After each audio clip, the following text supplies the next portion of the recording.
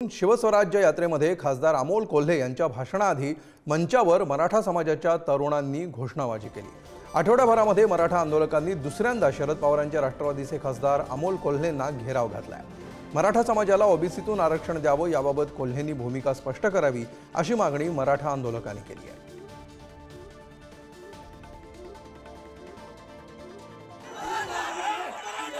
खासदार कोल्हेंच्या भाषणावेळी ही घटना घडली।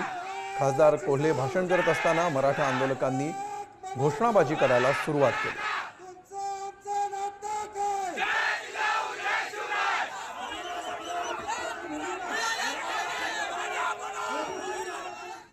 त्याच्या पाठीमागे सगळ मराठा समाज आजपासून उभा राहील।